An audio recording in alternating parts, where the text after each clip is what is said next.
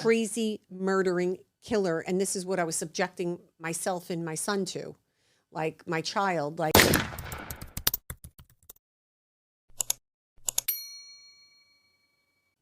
Welcome to the Andrea Giovino show. Today I want to talk about your relationship with Frank Lino, captain of the Bonanno crime family. Can you tell me about how you met Frank? I met Frank. I was working in his after-hours clubs. I didn't know it was his after-hour club.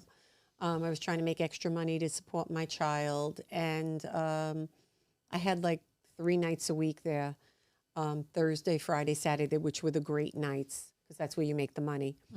And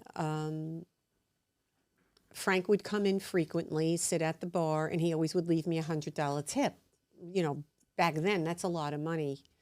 So I used to do really well and served them their drinks, served them their food.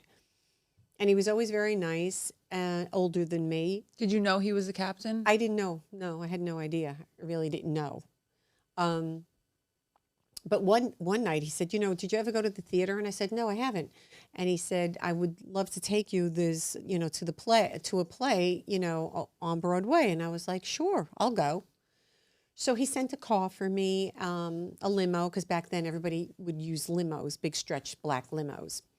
And perfect gentleman. We went, we had a nice dinner, we went to the theater, it was perfect. He was acting like, you know, a perfect gentleman. It was a date. You took it as a date. Absolutely. Yeah, he was very nice, very charming. Most of these men are very charming. They dress very nice. They're very charismatic. Actually, when I got into the limo, there were roses and chocolates, which was so nice. So Very at the time thoughtful. you didn't know he was a captain, but did you know he was involved in the lifestyle? Yeah, Okay. yeah, because of the club, yeah, it was all street guys, but I didn't really know his position. His stature. But then later on, I found out when we get into, so after that Friday night, and I only went on that one date with him, my friend Vinny that hired me said, I hired somebody else, and I saw another girl working there, and I was like, wait, why? Why does she have my job? And he said, because Frank Lino, it's not my club, Annie. He goes, I hired you. He said, but he told me that you can't work here no more. I said, why? So I was really upset. I left. I mean, of course, they didn't have cell phones back then. So I had to go home and make the call. I actually went to Staten Island to my brother's house because that was in Brooklyn. And my brother Frankie was like, what? Why? I was like, I don't know. I'm going to call him. He goes, call him. So I call him and I go, Frank, hey, it's Andy. I said, you know, I went to my job tonight. He goes, yeah, you know, he talked like yeah, Andy, I know. Listen, hon, I just felt, you know, I'd rather see you home with your kid. And, you know, I really like you a lot. And I thought, like, you know what? It's late hours up there. I'm going to try to help you as much as I can. Don't worry about it. And, you know, I'm not just throwing you out to the wolves. You know, this is a good thing. So that's how, you know, it happened. You know, I didn't have to work. And then. So from then on, after that date, he told them he didn't want you working in the club. He started to support you? Right. But I still kept my apartment. I always wanted to keep my apartment on 85th and 20th Avenue. I had that apartment. I always paid the rent on that apartment because I always felt that if it didn't work out, because I was always going with him. He had a place in Florida in Pompano Beach, and he had a place in Hunter Mountain. And I used to take my son Toby, and he had his kids that would come over. His daughter at the time, Debbie, was living with him. And he had his other daughter, Louise and Janine, and he had his son Frankie and Joey. And the ex-wife and him had a very good relationship. You know, they used to get along really well. So I was always, I mean, Debbie, I think she was like maybe 2 years younger than me or a year younger than me. So she really didn't like me, of course. His daughter. Yeah, of course, she didn't like me. But the daughter, Janine, which was the younger one, and Louise did. So we would all go down to Florida. And my friend, like my brother Carla would come, friends. Actually, recently, I ran into another friend of mine, Faso, that I grew up with, and he said, I remember you always used to invite all of us. Everything you ever had, you always would share. You would, you know, come down to Frankie Lino's house. And I said, Frankie, some of the kids I grew up with are coming down. Sure, let them come, Andy. He was very, very generous like that, and opened up his home. So the 2 years that I was, well, a little over 2 years, I never knew anything about designers or finer things in life. At this point, I'm 22 years old. He was taking me to Saks and Saks Fifth Avenue, and he had a woman that he knew in Saks that would help dress me and get me nice clothes. And, you know, I felt like Cinderella. So you feel like he was pretty generous with you? Oh my God, yes. Oh my God, yes. You know, I know people said no, but we'll get into that. Yes, he was very generous with me, very generous with my family.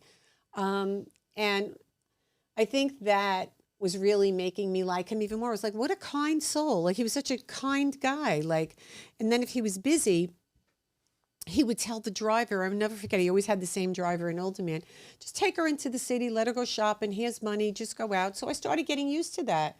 Go get my nails done, go get a manicure, get a pedicure, go out shopping. And one thing I did love the most of all, if anybody knows me, I loved going on Avenue U or 86th Street, going, put it on Frankie Lino's tab. I loved it. I loved it. Like at restaurants. At restaurants, because I love to eat. And back then, you could really, really enjoy, like, you know, sitting and taking my girlfriends and being a big shot and going, come on, we're going to go out for lunch, or we're going to go to dinner. Or my sisters or my mom at the time would say, come on, we're going out. And I would go, the check would come. I go, oh no, put it on Frankie Lino's check. And then at one point, Frankie Lino said he was on Avenue U one time, and they said, boy, your girlfriend, she really works this. And if you know, that's how I am. Yeah, just put it on his tab. So I love doing that. That was something I really loved about, like, learning about that lifestyle. But that's what it was back then, you know. So that, and then we'd go up to the ski house, Hunter Mountain. I never knew how to ski. So he taught me how to ski. He got me the ski clothes. That's how I actually learned how to ski, through him. He got me ski lessons. My son Toby got lessons. He had a really nice place up there. You come out of the house and you just put your skis, you walk a little bit, you put skis on, and you ski right to the slope. Wow. And you just go right down. You don't need a car or anything. So it was very nice. And at times he would have friends come up to the house, some of his friends. At that time it was Donnie Shacks, and he was with Janet, which was very beautiful. Donnie Shacks was a street guy. When we'd go to the Florida house in Pompano Beach, and I would bring people down there also, I always would bring the community with me, because I was always very generous to say, oh yeah, you could come, because I like company. And down there would be Anthony and Delgado, Bruno would come, and Joey D'Amico, and Anthony had his wife, Mary Ann. The picture that's behind me, that was at Bruno's wedding when he married Mary Ann. And so I was around these guys for a long time. And then living with Frankie Lino, when we were back in Brooklyn, guys were in and out of the house, because I think he had like 400 or 500 guys under him. When was it that you realized his position, that he was I knew at that point, because my brother Frankie told me once that happened. He says, the captain, you know, in the Bonanno family, and he's going to take care of you, and he's a great guy. And, you know, everybody liked him. There was not anything bad to say about him. But somebody who had that many soldiers under him had to be a tough and treacherous in some ways type of man. And I think also, yes, he was. But I didn't see that side of him. I mean, I seen it a couple times when I hear him like fighting with men or something over money. But I learned a lot about, more so than what I knew from the streets, from my mom or from Toby or other friends of mine. I learned a lot. And I think that with that, when I learned a lot from him by living in the house, and then the other houses that I'd go to, and his friends would be there, I think that gave me a lot more wisdom and understanding more of, you recognize people, oh, that guy, the way he carries himself, he's a street guy. And I say, like, looking back now, I saw a documentary recently on Tommy Karate, Tommy Patera, and Tommy used to come to Frankie's house a lot. And then when I watched the documentary, I was so young, I did not know this man was this heinous Tommy was like cutting up cutting bodies, up, wasn't crazy, he? Yeah. crazy murdering killer. And this is what I was subjecting myself and my son to, like my child. Like, but this is what I mean. Like, they're so charming and charismatic. When he'd come, he'd be very polite. Hey, Andy, how are you, girl? Good.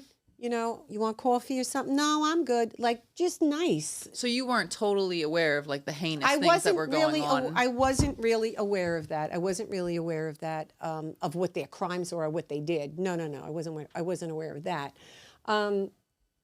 Did they ever speak freely about things like involving business in the house in front of you? I mean, you lived with him. Were there any things you overheard that were like shocking to you, or that you were like, ooh, I don't maybe know if this is the best situation for me, or it kind of The just only always... thing that I didn't like was with the house in Florida. There was like Frankie, like they used to do a lot of cocaine, and I'm not into drugs at all. I just was never do that, and I just didn't feel comfortable around that.